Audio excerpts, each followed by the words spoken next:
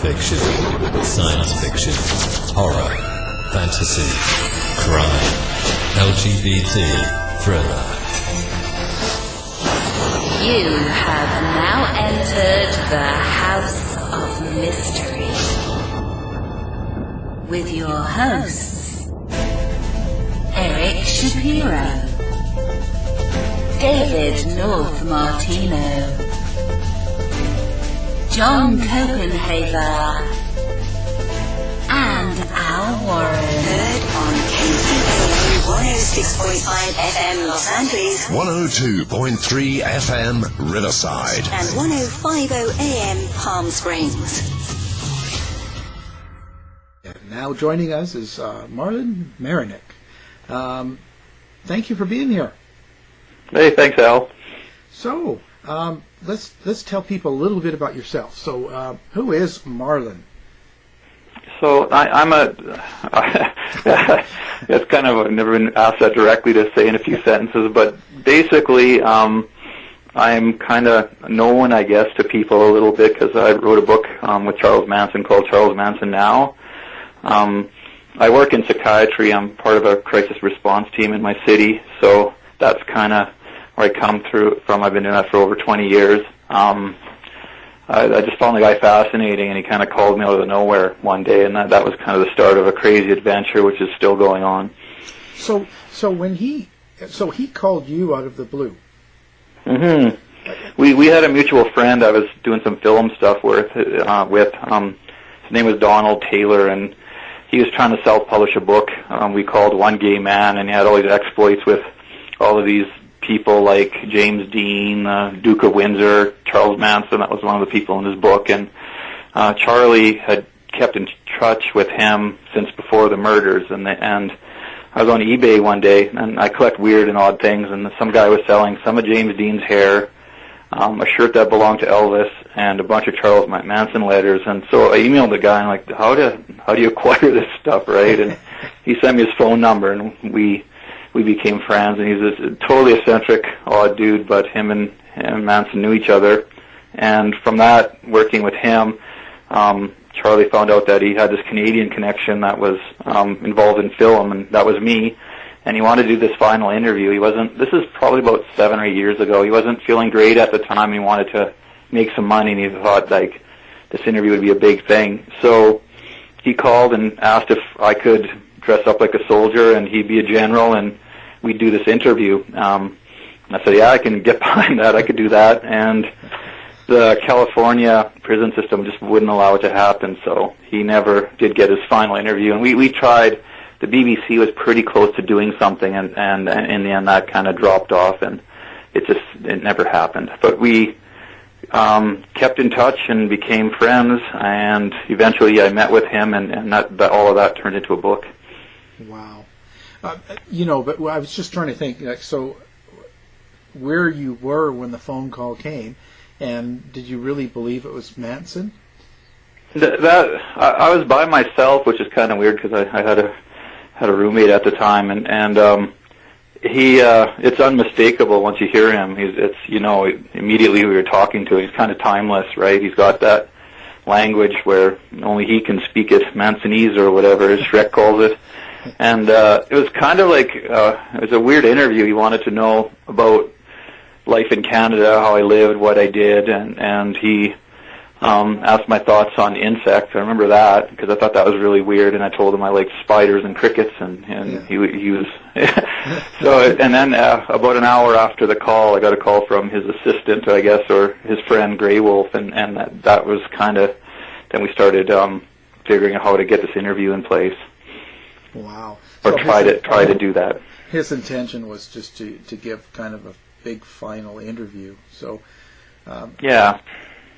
So that was most of the conversations. So people that don't know, you basically recorded conversations that you had with him over the phone. Yeah, I missed a lot of the early conversations because I wasn't thinking to record them, and I didn't. And then he suggested I do that because he's history, and that's his words. So eventually I started recording them, and then when I met with him was probably a year after talking on the phone. And he hadn't seen anybody for 2 or 3 years. He doesn't really see people. And so it's quite the first time I went out to meet with him, the prison wouldn't allow me through because they thought I had forged documents, and they couldn't believe that he was having a visitor or whatever. So I came back 4 months later and had approval by the warden, and everything was lined up.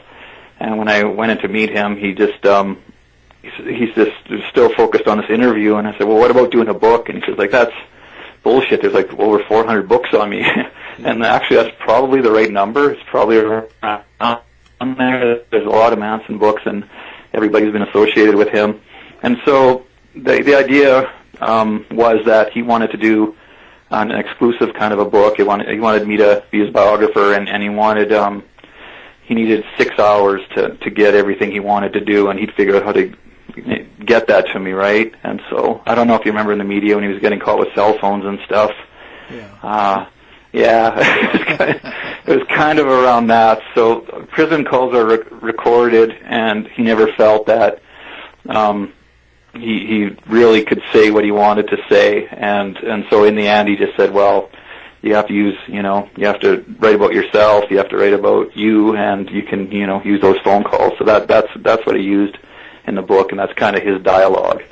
And it's to me, it's like we can't figure each other out. Like he can't figure out how someone can hold a job and be responsible, and I can't figure out how you can live in a prison, right? So Right. A lot of my experience with him was him trying to educate me about the prison system, how he grew up, how he ended up the way he is, his childhood, a lot of that kind of stuff.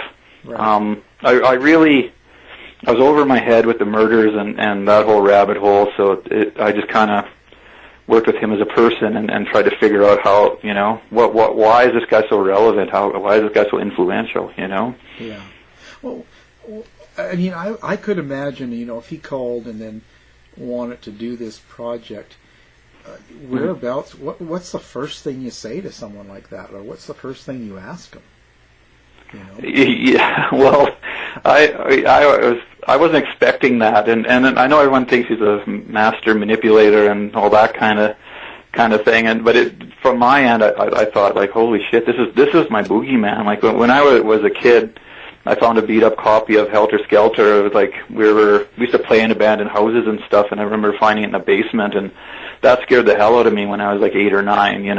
I couldn't understand the content, but I remember those eyes. And then when you get into psychiatry, you kind of follow him. You see his parole hearings, you see the Geraldo interviews, you start hearing clips in his music, and you start, he gets pretty worldly. You start learning about the guy. But I never, in a million years, thought I'd ever, sit down with a guy and talk about the Doors or whatever. It was like I never.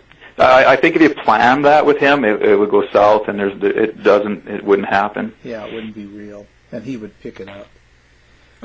So, what did you? How do I say this? What surprised you? Like when you're talking to him about things, was there anything that sort of caught you off guard? Like, oh my God, that's the last thing I think Manson would do. Well, you know how the people who do like like really tense jobs, like surgeons or police or EMTs, and there's kind of like cop humor or prison humor is a lot more graphic. Like, holy man, he is the most direct person I've ever met. And the most complex. Like if he has a problem with you, he lets you know that, right? Yeah. And time is different for him. Like I think the one thing I found the most fascinating was he would tell you like 80% of his life in prison. He would count like foster care and boys' homes and all those kind of things as being prison as well. And 60% of that time was in solitary confinement, and most of that is self-imposed because he can't deal with people. And so just the idea of the way he lives in his head so much, and he has this inner world, and I know when obviously he has some mental health problems or concerns, you could say, and I have to be careful in how I word that, but yeah. He's been through a lot of trauma and seen a lot of stuff, and living in that environment and that violence and how he kind of made it through all of that it's pretty amazing. The guy's a total survivor. Obviously, I mean he went through. Well, I can't even say, but it's just amazing. Did he talk about his family ever? Like his mom? Yeah, and that it's like that with everyone in his life. He has a love-hate thing, you know. I hear from people that I actually got a letter from him once, and he wrote that I'm the stupidest person he's ever met. How can I even stay alive one day being as retarded as I am? And it was just a scathing, you know. And it's just kind of weird that this guy gets thousands of letters a week, and he takes the time to, you know, tell me how stupid I am. And then when he called, it's like, I got your letter, and it just turned out someone said something, and you know, he apologized for it, and the way he apologizes, which is a little different, but it's kind of like that. People play him, and people try to get favors, and there's a whole industry around him, you know. The one thing I thought was kind of weird, he always tries to explain the prison world, and I try to explain what it is out here. To him, the way we live is extremely fast, you know. He can't relate to the pace. Every time he got out of jail, he just said it doubled or tripled, and it's just too crazy. He never really wanted to come out. And when I asked him, like, directly, what would you do, you know, and everyone thinks he'd have this, you know, he just said he'd sit down and look around for a while, which I thought was a pretty good answer, you know. And so things changed a lot in technology, and the one thing, like, we're working on this interview, and he got a flat screen TV, like that became a prison issue, and so he tried to send me his old TV, and I don't know what happened. I never got it. But he thought that he saw on TV, like Skype or something like that, where you can talk on your TV to someone else, and they could communicate with you back and forth, right? Yeah. And he's adamant that I could do this because I have a flat screen TV as well, and I have to figure out the technology, and he would just go on rants about this, you know? Yeah. I was in a visit, and there's a guard that walked by, and he's like, see that guy? And I'm like, yeah. And he goes, that asshole or whatever. He's mocking me all the time, right? And I'm like, well, what is he mocking you about? And the guy's always holding up his phone to Charlie because he's got a cell phone, and Charlie doesn't have one. And I told him, well, he's taking pictures of you, man. Like, you know, like it just doesn't occur to him, you know? Right. Well, I could imagine. Think about how much the world's changed. Oh, unbelievable. And he doesn't, and it's like, I've read, he sent me a bunch of his fan mail, so I've read the content of what, you know, and everybody wants something from him. They're like students doing papers, or they send him $10 and can you sign a receipt for them, or trying to get autographs, and, you know. Yeah. And so the way he would screen people and all that kind of stuff is pretty amazing, and if he doesn't work, like when you think of celebrity, which he is, he doesn't carry himself that way at all. Yeah. Oh, that's fascinating. So, did he talk about he didn't really talk about the crimes that much? Well, we had one fight, like I did an interview somewhere, and I was kind of asked, like, well, like, everyone kind of agrees that he knew it was going to happen or something could happen, right? And in my world, if you know there's going to be violence on that level and you do nothing to prevent it, you have to be accountable in some way. Like, I don't know if you would agree to that or not. Oh, for sure. And Charlie's adamant that's not the case. It doesn't work that way, you know? Right. And so, philosophically, I can't really relate to where he is, and you know, and when you talk about morals and stuff is a big thing, and being righteousness, and you know, and when the book came out, he was in the hole at the time, and the person in the cell next to him read the whole thing to him, right? Yeah. And his response was that he couldn't believe that I didn't exploit certain things, and like, well, why would, you know? Like, he just assumed that's what people do because that's what happens to him all the time. Well, that would be kind of what, if he regularly had that happen to him for so many years, that's just good. Yeah. You know, that's what he expects.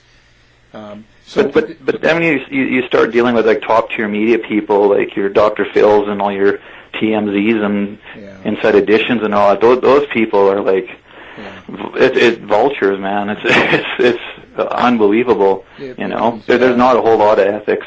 No, it becomes real bad when you get up that. And as we kind of talked about just before we went on air, the whole funeral thing. And like, I know all those parties, everyone involved, and who's fighting to do what's right with the remains of Charles Manson, and it's a circus, you know. I can see why the public is interested, and it's kind of sad and pathetic that it's come to that, you know. Like, it's crazy.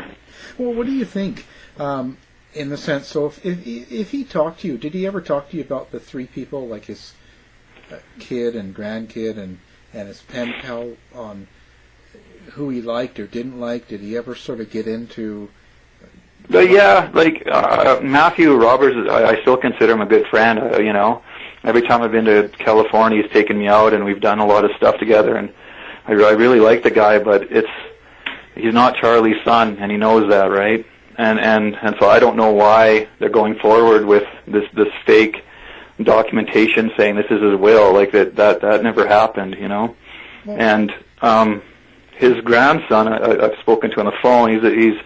He really means well and everything, but I just wish him and Channels would get together and do that media free, you know, and just I'm sure they could figure their differences out and compromise and do it, you know. Yeah. But the will that Michael Channels has or whatever is, you know, that's Charlie's writing and his direction, and it's 100% authentic, you know, as far as I can tell, for sure. Yeah. Well, I'm sort of confused on what they want anyway. So what? I mean, you know, he's dead. And so they haven't cremated him. So what? What I'm saying is, no matter who wins, he's gonna get burned, I guess, or buried, or whatever. So what? Yeah, I think that the interesting thing about the whole Manson mystique is that he's becoming an outlaw and kind of a poet and kind of a sage or a shaman to a lot of people. There's a lot of artists and people cling on to different parts, and the whole innocence thing and free charge, you know, so I think that imagery, if he doesn't get paid anything, everyone just totally rips him off all the time, you know. Even when he was alive, it's like they use his image and his voice and to sell everything. Like, you know, I have like 4 or 5 band shirts with him on them that, you know, that's just before I was doing that. Just, you know, that just kind of happens just to go to shows and pick stuff up, you know. He's that relevant. He's kind of all over the place. So I think owning that copyright's the big thing, you know, and control of his music is another thing. Right. And when you want to tell what's kind of fascinating, and he thought the main interest that I had in him was his music, and he knew, like Mama Cass wanted to testify at the funeral for him, or at his hearing when he was, you know, going on trial, and Neil Young gave him a motorcycle, and he was friends with, like, everybody, you know. Yeah. So I'd name these people, like telling about Jim Morrison. He's always a good kid, and, you know, when he told me when he was in prison, he thought, like, guys like Bing Crosby were, like, rock stars to him. That's what he aspired to be, you know, and Creepy Carpus taught him how to play guitar. He was a member of the Ma Barker gang, right? And so he kind of had the basics down. He understood how to structure a song and how to play, and he wanted to, that's what he was going to do. And the prison staff encouraged him. Everyone thought he had this ability, and he said he got out and he went to, I think it was the Whiskey, and he saw the Grateful Dead play, and he just threw his guitar away. He couldn't, you know, he couldn't believe that that's what it had evolved into, you know? Yeah. You know, and yeah, people are trying to use so much about him, but why do you think it sells so well? Like, what is it about his image?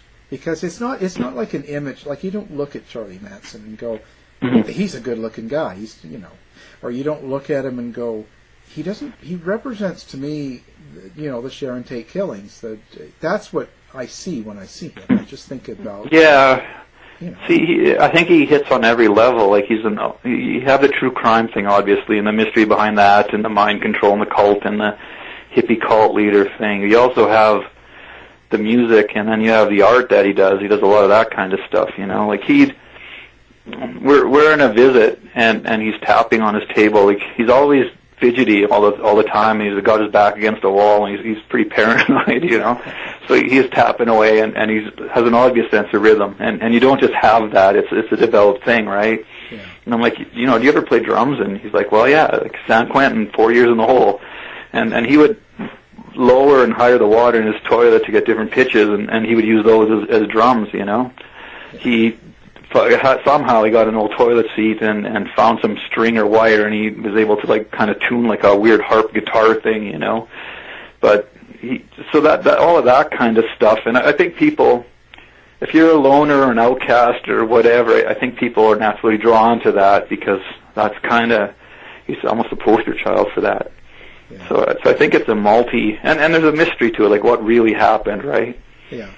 Now, did he express his hate for anybody in particular that it kind of shocked you, or Yeah,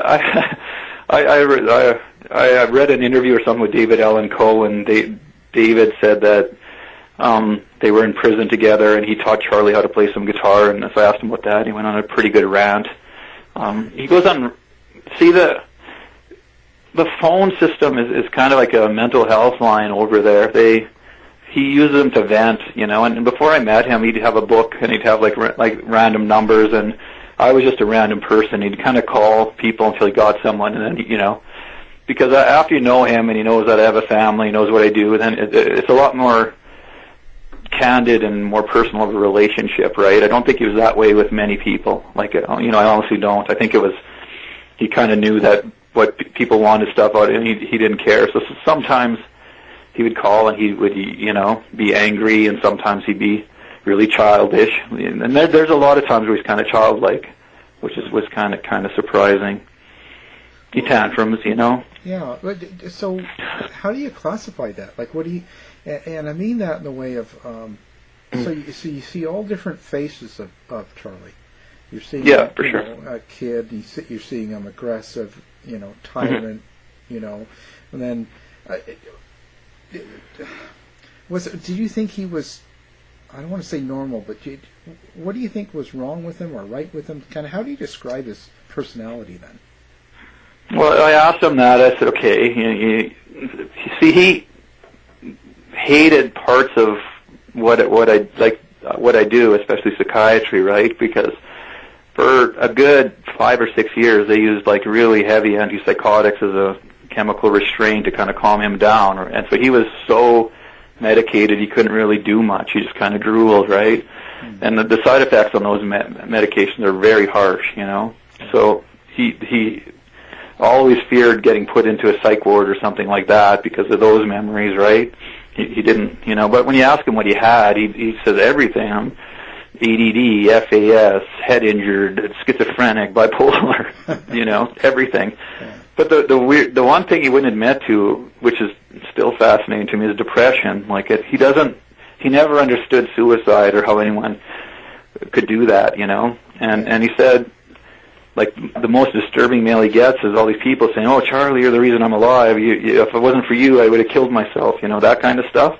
Yeah. He totally doesn't get it at all. He doesn't understand fandom. He doesn't understand why anyone would think he's in a good position or want an autograph from him. He never got that.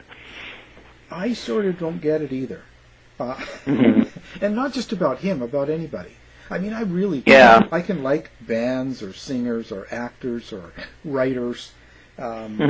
Just people in general for what they do. Some of them I think they do incredible.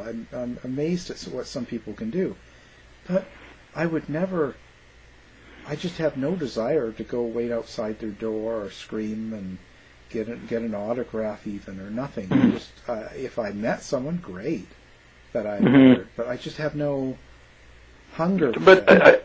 I think people get so involved with reading the books and the documentaries and all of that kind of stuff. They just try to take it a little bit closer. Right. It's kind of what you're doing on your show, right? It's like you're meeting people who are right there who know the people who've firsthand. You can't get much closer than that, right? Yeah, it's fascinating.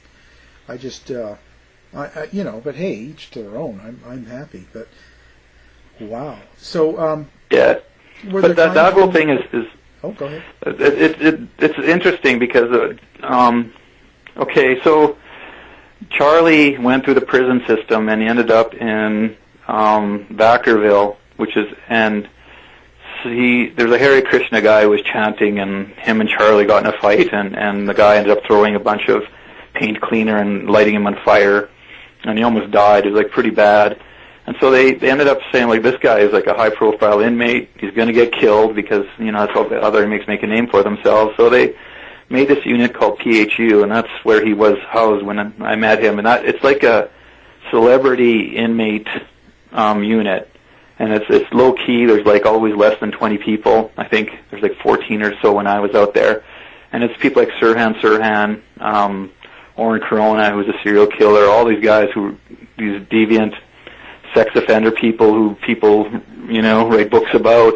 The guy who killed Bill Cosby's son was out there. So it was a little different of an environment because he kind of had free reign. They let him do crafts. They let him have a guitar, you know. So it was like, you know, but he was protected because no one's gonna, you know. Right. But he totally lived by this old school prison code, you know. That's everything to him. And he kind of left with that code. Like he'll tell you he's going with all of his secrets, you know. Yeah. What kind of secrets do you think he really had, or did he? Well, I asked him directly, like, did you know what was going to happen? Like, the whole, basically, I think this needs a little explaining. So, he tells me that he wasn't there a whole lot. He wasn't no leader. He said he was a follower. Like, he got out of prison, and it was this Haight-Ashbury, middle of the hippie movement, and he knows how to read people. He knows how to work people. Absolutely. He was a pimp. He's done all of that shit. You know, he knows how to survive prison, right? So he's not stupid. He knows how to do all of that. And so all of a sudden it's like, here's all this, you know, he's looking for like an underpass or something to sleep under. And these kids said, hey man, come stay with us. He's like, what? This is completely insane, you know? Because 3 years ago these people would have been terrified of him and that would have never happened. But now there's a movement, and so he fell into the timing was perfect to happen, you know. And I think he felt some level of responsibility, like this is kind of what I get talking with him. And when things were getting stupid, and he thinks he needs to go, there's this pending race war, and it's disputable whether or not he actually liked to, you know, he says he didn't like the Beatles, but if the White Album's talking to him, and he thinks he needs to dig this hole underground, like, to me, that's a guy having a nervous breakdown or a psychotic break, you know. Right. That's, like, it does. I don't see no mastermindery behind any of that. And I think once it started collapsing, and you got to remember, all these people are opportunists. Like, when I talked to people from back then, and they said, like, the hippie movement maybe 6 to 8 months, and after that it was all exploitive and all opportunistic, and you know, because now all these people are flocking from all over America and Canada too. They're all, you know, trying to this idolized lifestyle, which is very easy to be victimized in, you know. There's all kinds of overdoses and murders and rapes, and it's just crazy. Yeah, and he was only one of many families back then too, as you want to call them, like people just living in a bus or moving around. Yeah. You know, they weren't the only people doing that. No, and I think he had like 3 buses or something over the years. But back to all of that lifestyle, right? So you have essentially groupies and stuff are a new thing, right? So there's rock stars and there's groupies and hangers-on, and that's kind of California in the late 60s. And so Charlie knew how to work and exploit that, and he knew, like, okay, guys go where girls are, and girls are power, and eventually he ended up with Wilson, and all of that kind of happened, and he started trying to record a record and stuff. And what he told me about all of that is when he recorded, he would bring in everybody, and he thought they could capture something live and memorable. He didn't understand takes and redoing things at all, you know. And so any engineer is going to just be frustrated as hell working with him. You can't work with them, really, you know. And so all of that kind of fell apart. But all these girls and stuff, they're also, you know, they're partying with all these celebrities and actors, and Hollywood is convoluting with all of these people, and all of these drugs are flowing around, and all of this stupidity. And then you have this guy Polanski, who all of a sudden he gets a thing called a VCR, which is like state of the art. It never existed before, right? You could make like home movies, and you could they could watch them. And so there's all kinds of weird like I've heard some of the films that are apparently out there that exist or whatever. And when I talked to Charlie about that stuff, he said he knew all of them. Sharon Tate was his friend. He used to go in this pool all the time, you know. He said that was his backyard.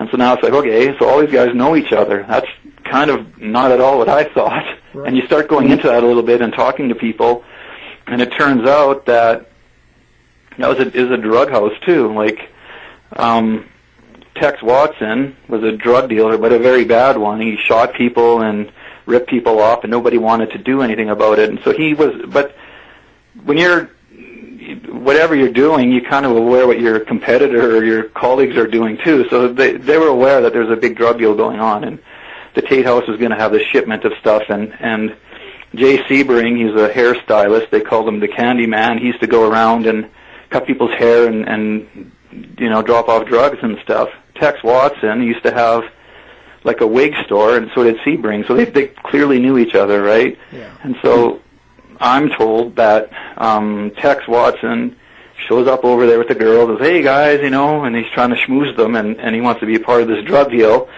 And they just kind of don't know what to do, so they say, "Tex, you got, come back in an hour or so."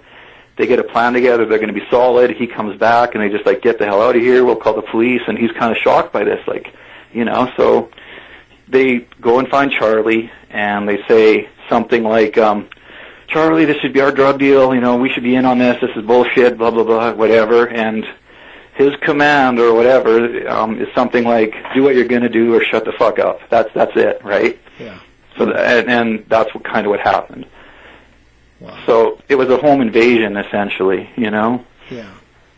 And I have no doubt that they all knew each other, and it wasn't a bad record deal or anything. But there's probably a little bit of truth in all of those elements, when you get all these warped stories with a very unhappy ending. I think it's all tied together, and I think it's a lot of drugs and a lot of personality, and it's a crazy, crazy thing. Yeah. Well, but how well do you think he knew Polanski? I don't know. I didn't ask him that. That would have been a good question, but he said he knew Sharon. Yeah. I asked him that directly. Yeah. And I've heard of reports of her being out at the Spawn Ranch riding horses and stuff when they were out there. Right. They used to do that to hustle and make a couple bucks. They would, Yeah. That's great. Was there ever a time he scared you? What's that? Was there ever a time that you felt scared? Well, he's pushing 80 when I met him, right? Yeah. So, but he would say that because there's so many people, because he has that image of, if I wanted you dead, you'd be dead. And he would go outrageous on certain people on the media, and so. Oh yeah, for sure. But he would say stuff like, "I can have someone knock on your door in 3 days," Yeah. So is that a threat, or is that how cool I am? I don't, and he said, "Are you scared?" Or and I said, "Well, no." And he said, "Well, you should be." It's okay. Well, so the thing is, the way he screened mail is and people would ask me how to write Charlie and how do I get him to write back, and you get a better response if you tell him about your cat than asking about the murders. Right. That's kind of how he was. But if you he told me Marilyn Manson was trying to get hold of him for the longest time, but he always wrote from a P.O. box, like a box number instead of an actual personal address. Yeah. So he's like, "Who the fuck does this guy think? Who does he think he is?" So if he thinks you're hiding something on him, so you have to have your address on there so he knows where you live. That kind of thing. But I don't. No, I've had some pretty good rants, and it's there's one where I don't know what he was upset about. Oh yeah, okay. I was supposed to go see him, and I'm in California, and I call he calls the night before, and he just says sometimes he's paranoid, or that might not be the right word, but sometimes there's stuff going on with other inmates or in the visiting room, and he just can't go out or with other guards or whatever. He just doesn't want to leave his cell. It's just kind of that happens, right? So it was one of those times I was there, and he just didn't feel like he could come out to see me. And so when I got home, I told him, "Yeah, I was there. It would have been good to see you." And he's like, "You're lucky I didn't see you. I would have jumped on your back and slit your throat." And it's like way overreacting, Yeah. And so then you find out that someone said something about whatever. It's always been easy to work out, Yeah. Did he ever talk about the other girls in the family? Yeah. He did. I think because it lives in his head a lot, I think it in a lot of ways his life stops when the prison door closes. I think he's, so he knows you're on the outside and he remembers what that's like. So, but his reference points are from the 60s, I'm just fascinated with LA history and stuff. And so when I got to go to the Troubadour and the whiskey and all of that kind of stuff, and you'd share those experiences, and he'd tell you about when he went dancing once. He was at the Whiskey A Go-Go, and he went on the dance floor by himself, and he cleared the floor, and everyone was clapping and watching him dance, He definitely has that kind of a rhythm. Yeah. I went up to the, where the redwoods are or whatever. Like, I've always wanted to do that. So those just amazing trees, and so he knows about Colonel Sherman, the oldest tree that's there, and that's his tree. Yeah. So it's weird. Like, when you go in to see people like that, or anybody who's dealing with inmates or has anyone in a prison, that it's kind of weird because you go in and you leave, but they're always there. That's just always a weird thing. Yeah, and always going to be. Well, yeah. I just wondering, did he feel betrayed by some of the girls that testified? Not real. It depends. Like, even like his mother, depending on the day, sometimes she's a saint, and sometimes she's the worst person on the planet. So he's careful when he talked about people to make sure that there was nothing possessive about it, or there was no way. Like, when we're writing a book, he'll say, "You should put this in a book," and then I'll say, "Okay, I'll do that." He goes, "I'm not telling you to do anything," because he's that whole command thing, Yeah. So they would come up a little bit, but not. I didn't know enough about them really. Like, like I know that through channel, like, they're not supposed to communicate because they shared a crime, but I'm sure that happened. There's outside people who would rewrite letters and send them in, and So he was on top of what everyone was doing for sure. Yeah. Well, we've had a few of the girls, so I just wondering if he had any mention. So, what do you think about his remains? Do you actually? I don't know. Do you have an opinion on who you would want to have him? I just wish that Freeman, like his grandson and Channels, could get together and in private and figure that out, because I think they're both deserving, and ultimately I can't see the state of California saying, "Here's the burial," they're going to have to cremate him and pour his ashes someplace, because that's just going to be a gong show with a burial, or people be stealing the tombstone, and it'll be Ed Gein times 30, right? Yeah. So, but I don't think you're allowed to spread the ashes, are you, anymore in California? I don't know. I didn't think you were. Yeah. That's kind of what I thought it was leading to, would be like a cremation of some kind. Yeah. But people think that the prison has a way of doing a burial or disposing of a body or whatever, and people, like, I've heard the other argument that Charlie never really had a will, or if he did have a will, it wasn't signed like by two witnesses and all that kind of stuff, because he wanted the prison to do what they will, Yeah. And he had another inmate told him that I was arrested once for impaired driving or something, and then when I get home, he calls and he's just happier than hell, like I finally spent a few days in jail. It never happened, but he kind of connected with people that shared that experience too. So there's I think one of the weirder things is his reverence for, like, the uniform and his respect for authority in the military. I always thought he'd be like, like a big hippie or a punk rock, where he'd be out of society and just, but he doesn't see it that way at all. Like, if you ever talk bad about a soldier or anything, he took that personal. Like, he felt very strong about that. Wow, that's a surprise. Wow. Yeah. So it comes down to it.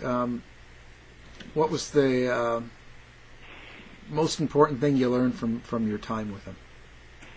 I can't be starstruck anymore, because Yeah. it's like that. In the end, as time goes on, I have way more respect for the guy, because I know, like, he feels with the whole book. I went ahead and I had a contract and I had the machine behind me, and that's a whole other thing. But I felt committed, and he doesn't know why I did that, and he kind of does his own thing, and he's all about righteousness and respect and honor and those kind of values, and that's kind of what he took to his grave. He wasn't going to snitch, and he wasn't telling anything, and just how unorthodox he does things. It's like, if you did this, this, and that, like things could be way better. Like we were having a talk about that when the murders happened. All he had to do was say, "Oh, I can't believe they killed her, and she was pregnant. A beautiful act, what a waste of life," or whatever. And he could have, he could have played it that way, but he told me he didn't think that this was going to happen because he knows he wasn't there. Everyone knows that's easy to prove. He didn't think he was going to end up on death row, and if he would have, you would have seen a much different Charles Manson for sure. Right. Well, but he was showboating. He's getting attention, Yeah. But if he, let's say that's true, and he didn't know anything about the Manson sort of thing, and it was going to go down that way. Then how about the LaBianca, the ones that happened after? Because if he wasn't at the first one and didn't know it would go down that way, once it did go down, then he must have known that it's possible to happen again.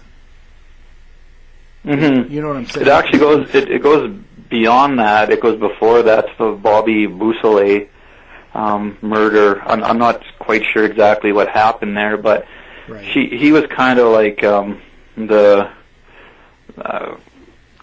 most attractive male in the group, and the one who the girls fawned over. And so there's a theory that in trying to get him out of jail, they wanted to stage like the Sharon Tate thing, and I think there's an element of that to that. I think it was a drug deal, but the writing on blood on the walls and stuff was it's like a copycat murder, right? Yeah. So there's that, and I think the daughter of the LaBiancas was involved with them directly. Yeah. But that's the thing, like the one thing Charlie told me that Angela Lansbury signed her daughter over to him when she's like 14 or 15 or something like that. Yeah. And that just sounds like completely crazy. And then you do a little bit of research, it's like that really happened, It's true. Yeah. and like one of the weirder stories he told me. So they go and rob Angela's house because that's what they did, right? They're creepy crawling, and they stole all of her fur coats, and he had this old dune buggy, and he glued these furs onto this thing, and somehow he found some old horns, and he's driving around in this beast, and so he's telling me this story, and he's just laughing his ass off, But that's, back then, you got to keep things in context too. It was a totally different time. I think police worked differently, courts did, everything was a completely different world. And I think the one thing he told me, like when they were at the ranch, it was like they were eating out of garbage cans and stuff, but they're robbing like A-list celebrities, right? That's what they were doing. And so he had this place where they would bring him stuff because he liked art. So they'd bring him all these like carvings and paintings and like millions of. So he's like, what happened to all of that stuff? When they raided everything, it just kind of disappeared. Like, I never heard about that anywhere before he told me that, but that's kind of interesting, Yeah, no doubt it found its way somewhere, Yeah, that's how it goes. So now, how's the book coming along? How's that going for you now? So, there's a curse that goes with the whole Manson thing, right? And that might sound kind of crazy, but you're dealing with a very dark energy, and I don't know what it is, and it's kind of untamable. It does what it's going to do, and nothing makes any sense. And like I've had 3 people approach me about movie options, and they all dropped out. I signed with the worst publisher, my book agent, the worst book deal he's ever signed in like 25 years or something like that. I never got paid a cent for the book. Like to my knowledge, it sold over 80,000 copies or something like that. And it's like, so just through a weird coincidence and timing and stuff, another author who was with the same publishing company got her rights back, and she emailed me her lawyer's information, and so I took that up, and I have the rights back to my book. I'm in a position to do something with it, so I'm going to rework it and do something with that, and just kind of for closure. And I think right now, like with him passing and that, I think I want to let some time pass. I don't want to be completely opportunistic, but I do want to have his voice. And there's a lot of, I think I had a different relationship with the guy, and I think it's a different account, Yeah. Okay. I'd like to think I kind of knew who he really was, Yeah. Well, he had a lot of time, Yeah. What do you think about the girl that was going to marry him? Like, what was that all about? Upton? Yeah. I know like Star and Grey. Yeah, she. That I can't really talk about all of that. Oh, but okay. that's but she's kind of away from everything now, and she's doing fine. It's a lot of pressure, and I think she feels pretty exploited by the media too. I think like when you do an interview or whatever, there was a show that just aired on the History Channel that I participated in because they wanted to use my audio, and there's a 3-hour. I did like at least a 3-hour interview explaining everything that we've kind of went into, but more in depth. And they used like maybe 45 seconds of me, because like when you're at all sympathetic or you have a different take on things, So I think, I think she's doing fine. I don't know. I haven't talked to her since he passed, but I think I just wondered. They were definitely close for sure. Yeah, I was just wondering how that happens. And I'm not even as a judgment. I'm just saying that how it happens is you decide that you're going to interact with someone, that's fine, but then how you want to marry them. I mean, I just. But a lot of this stuff is media slant. Like I think. Oh yeah. Honest, like this is off the record as we're doing a show. But I think he was worried about this happening. I think he was worried about dying and not having his affairs in order and having a next of kin or being married or whatever. I think it was more like that than anything. Right. I think he wanted that, but he didn't trust anybody enough to kind of fill out an official will, as it were. But the media just it's. I used to get calls by the guy who works with Matthew Roberts, the guy who thinks he's Charlie's son, and this guy was he worked for Jerry Springer at one time, so his claim to fame was he discovered Octomum. So he'd call and say, "What do you got for me?" And I tell him I can't tell you. Like he's hilarious. Like who? He'd be a great guest, but he's like. Yeah. Like he's like, I got 4 strippers right now that are going to say that Justin Bieber's the dad. Fuck you. Like he's doing great work. And that's awesome. Good, but destroying lives and Yeah. So you see that side. Then that's what I got from Charlie. He is what he is. He's pretty transparent actually, considering everything. But you deal with these schmoozers. Like the whole Hollywood thing is just seedy as hell. Like I don't the ethic and. Just the morals of some of these people, like it's unbelievable, I've and so he would laugh at that and say, "Oh, see, now you see a little bit of what I have to deal with." Well, I can't even imagine, Yeah. So pretty endless.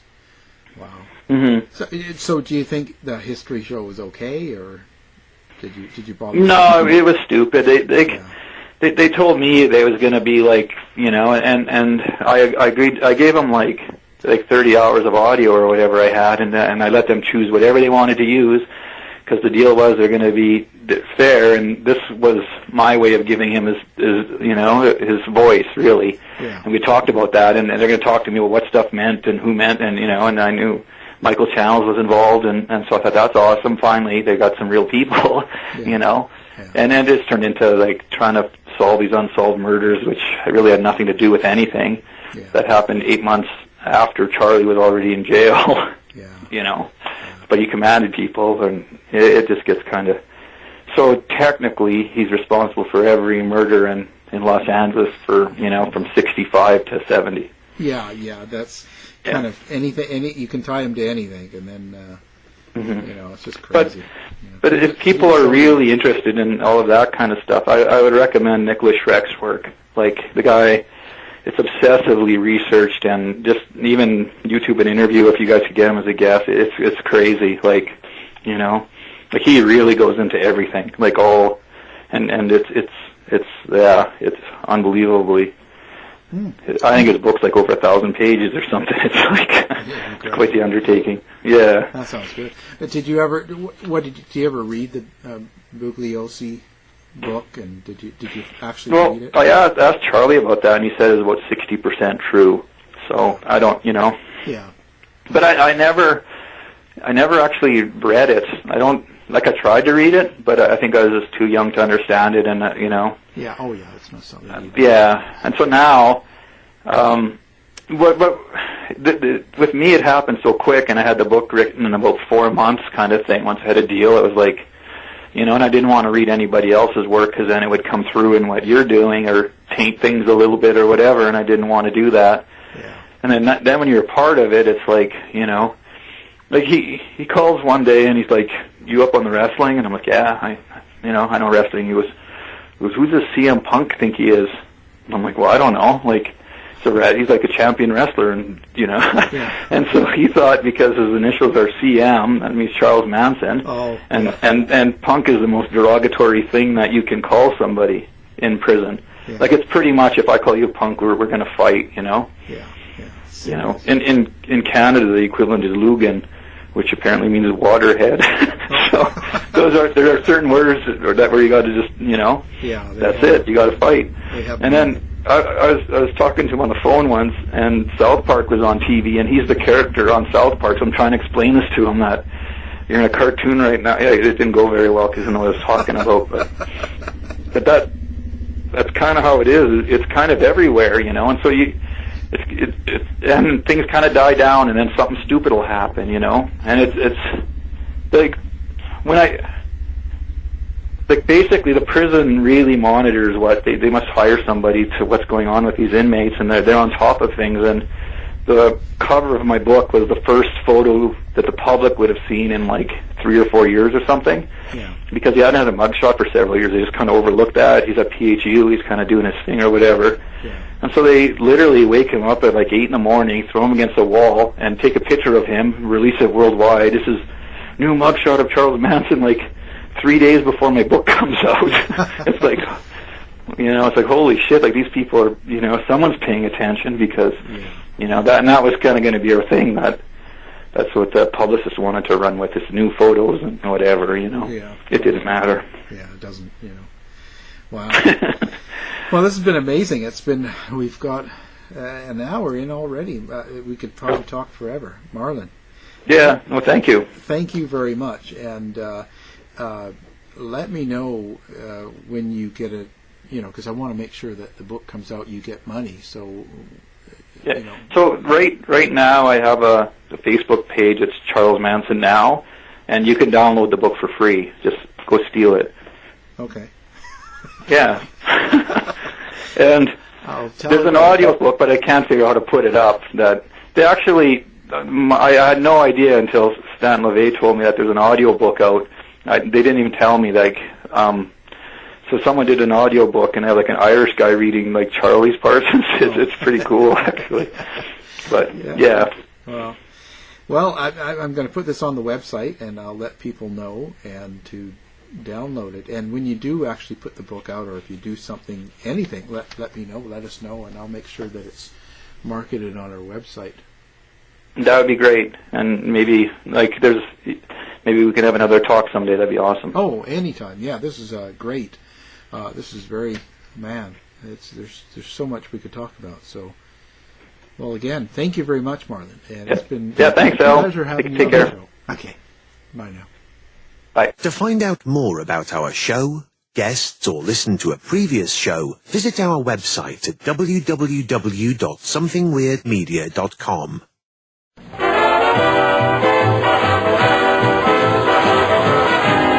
The mission has been completed. The end! By George, he's got it! It is the end! I'll see you. If you're lying to me, I'll be back. This has been a production of Something Weird Media.